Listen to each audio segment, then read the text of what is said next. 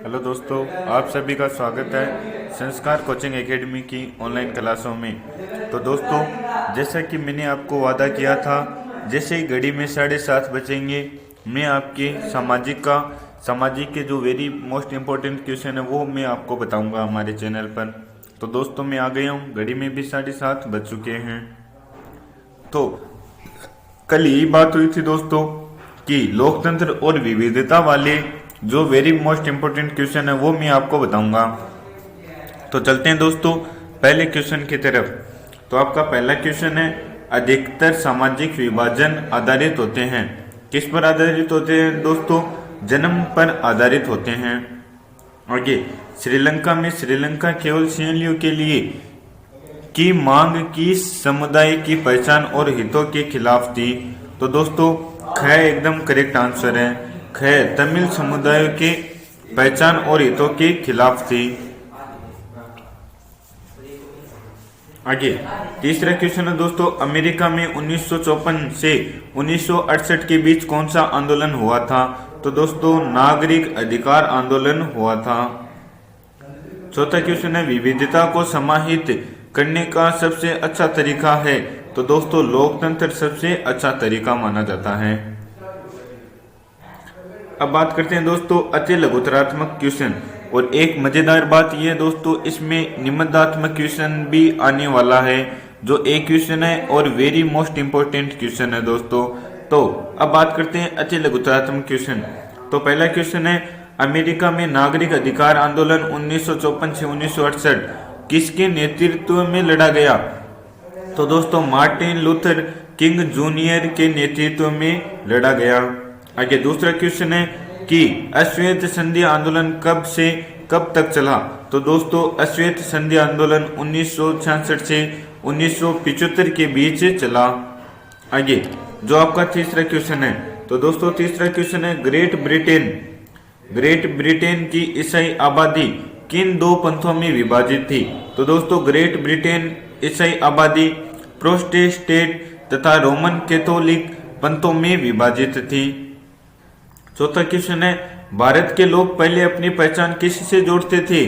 तो दोस्तों भारत के लोग पहले भारतीय मानते थे, फिर किसी क्षेत्र या अन्य समुदाय का सदस्य मानते थे। तो दोस्तों पहली पहचान उनकी क्या थी? भारतीय उनकी पहली पहचान थी। आगे पांचवा क्वेश्चन है दोस्तों, एफ्रो अफ्रीकन अमेरिकन कौन थे? तो दोस्तों एफ्रो अमेरिकन वह अश्वेत अफ्रीकी लोग हैं जिनके पूर्वजों को 17वीं शताब्दी से लेकर 19वीं शताब्दी अमेरिका में गुलाम बनाकर लाया गया था। आगे छठा क्वेश्चन है दोस्तों कि सामाजिक अंतर से क्या आशय है? तो सामाजिक अंतर वे स्थितियां हैं जिनमें जन्म के साथ आर्थिक, जातीय तथा सामाजिक असमानता आधार पर भेदभाव किया जाता है। सातवां क्वेश्चन है दोस्तों, कार्लोस स्मिथ और नॉर्मन तीनों में एक समानता क्या थी? तो कार्लोस स्मिथ और नॉर्मन तीनों में एक समानता यह थी कि वे सभी नस्ल आधारित भेदभाव के खिलाफ थे दोस्तों। आगे आठवां क्वेश्चन है दोस्तों, संयुक्त राज्य अमेरिका के दो सामाजिक विभाजनों के नाम बताइए? तो श्वेत अमेरिकी और अश्वेत अमेरिकी। नौवां क्वेश्चन है दोस्तों, उत्तरी आयरलैंड के प्रमुख जातीय समूह के नाम बताइए? तो दोस्तों रोमन कैथोलिक और प्रोटेस्टेंट। तो इनमें रोमन कैथोलिक दोस्तों 44% थे और प्रोटेस्टेंट 93% थे। आगे लघुतरात्मक क्वेश्चन की बात करें दोस्तों, तो पहला क्वेश्चन है, अमेरिका में नागरिक अधिकार आंदोलन का संक्षिप्त वर्णन कीजिए? तो दोस्तों अमेरिका में नागरिक अधिकार आंदोलन 1954 में 1968 तक चला। ये घटनाओं और सुधार आंदोलनों का एक सिलसिला था जिसका उद्देश्य अफ्रीको अमेरिकी लोगों के विरुद्ध होने वाले नस्ल आधारित प्रभाव को मिटाना था। मार्टिन लूथर किंग जूनियर की अगुवाई में लड़ी गई इस आंदोलन का स्वरूप पूरी तरह अहिंसक था दोस्तों। इसने नस्ल के आधार पर भेदभाव करने वाले कानूनों और व्यवहार को समाप्त करने की मांग उठाई, जो अंततः सफल भी हुई। आगे दूसरा क्वेश्चन है दोस्तों, किस प्रकार हमारे समाज में सामाजिक अंतर उत्पन्न होते हैं? तो दोस्तों अधिकतर सामाजिक अंतर जन्म पर आधारित होते हैं, जैसे लंबा छोटा, काला गोरा, स्त्री पुरुष आदि। सामाजिक अंतरों का आधार जन्म है दोस्तों। कुछ सामाजिक अंतर हमारे चुनाव या पसंद के आधार पर भी तय होते हैं, जैसे धर्म, शिक्षा, व्यवसाय के चुनाव के आधार पर होने वाले अंतर। तीसरा क्वेश्चन है दोस्तों, सामाजिक विभाजन तथा राजनीति किस प्रकार अंतर संबंधित है, व्याख्या कीजिए। तो उत्तर होगा दोस्तों, लगभग सभी लोकतंत्र में अलग अलग राजनीतिक दल एक दूसरे के विरुद्ध चुनाव लड़ते हैं तथा अधिक से अधिक वोट प्राप्त करने के प्रयास में बहुत से वायदे करते हैं दोस्तों। किसी विशेष समूह के पक्ष में बोलते हैं ताकि वे उसके पक्ष में मतदान करें। अतः स्पष्ट है कि लोकतंत्र में सामाजिक विभाजन तथा राजनीति परस्पर अंतर संबंधित होते हैं। आगे चौथा क्वेश्चन है दोस्तों, रजत पदक जीतने वाले ऑस्ट्रेलियाई धावक पीटर नॉर्मन ने टॉमी स्मिथ और जॉन कार्लोस के प्रति किस प्रकार अपना समर्थन जताया। तो दोस्तों उत्तर है 1968 के मेक्सिको ओलंपिक खेलों में रजत पदक जीतने वाले ऑस्ट्रियाई धावक पीटर नॉर्मन ने पुरस्कार समारोह में अपने जर्सी पर मानवाधिकार का बिल्ला लगाकर इन दोनों अमेरिकी खिलाड़ियों के प्रति अपना समर्थन जताया था। अब दोस्तों शुरू होते हैं लघुतरात्मक क्वेश्चन। तो वेरी मोस्ट इंपोर्टेंट क्वेश्चन है और आपको इन क्वेश्चनों को नोट भी करना है। आप अभी स्क्रीनशॉट ले लीजिए, अपनी कॉपी में आप बाद में कर सकते हो दोस्तों। तो पहला क्वेश्चन है कि टॉमी स्मिथ व जॉन कार्लोस के रंग भेद के मुद्दे पर किस प्रकार अंतरराष्ट्रीय समुदाय अपना ध्यान आकर्षित किया। तो दोस्तों जब भी आप बड़े क्वेश्चन लिखो तो पॉइंटों में आपको क्वेश्चन को उत्तर देना है।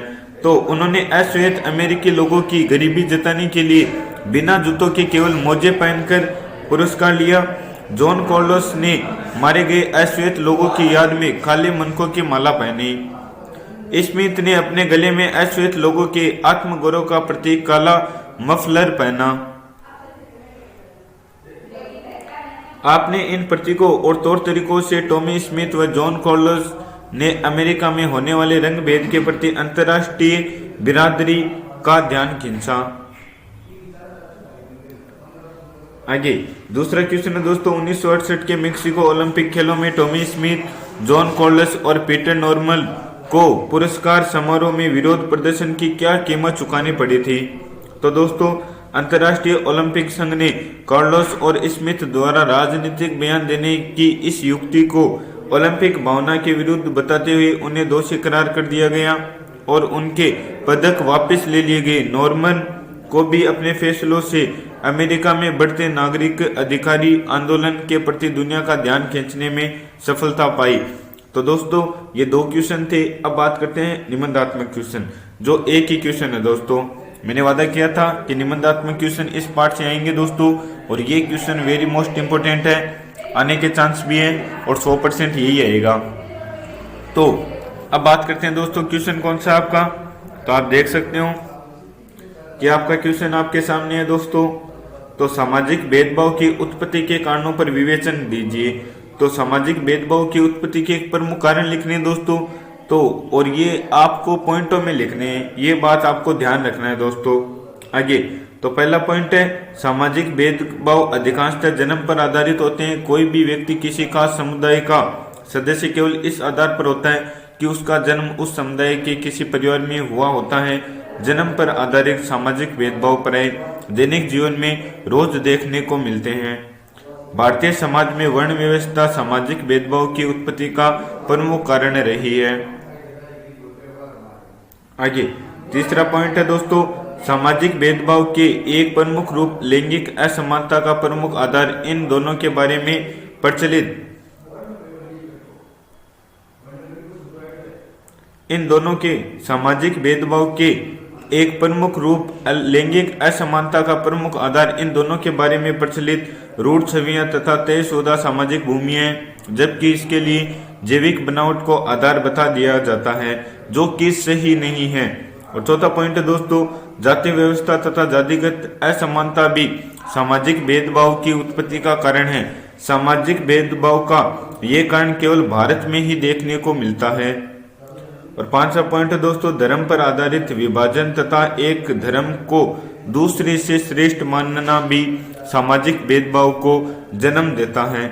तो दोस्तों ये निबंधात्मक क्वेश्चन था जो एक ही था और वेरी मोस्ट इम्पोर्टेंट क्वेश्चन इस पार्ट से बन रहा था। तो दोस्तों मैंने आज आपको ये इम्पोर्टेंट क्वेश्चन बताए, तो आप इस वीडियो को शेयर कीजिए और अपने दोस्तों तक भी ये इम्पोर्टेंट क्वेश्चन पहुंचाइए ताकि वो भी माने कि हाँ भाई संस्कार कोचिंग एकेडमी में इम्पोर्टेंट क्वेश्चन बताए जा रहे हैं। तो मिलते हैं दोस्तों कल 7:30 बजे इसी YouTube चैनल पर और इसी समय। तो दोस्तों जैसे ही घड़ी में 7:30 बजती है, अपने दोस्तों को कहना कि सारे काम छोड़ दें, पहले हमें सामाजिक के इम्पोर्टेंट क्वेश्चन देखने हैं। यदि ये इम्पोर्टेंट क्वेश्चन आपने अच्छे से कर लिए तो आप सामाजिक का पेपर 100% करके आओगे दोस्तों, और अच्छे से अच्छा पेपर आपका होगा। तो मिलते हैं अगले वीडियो में।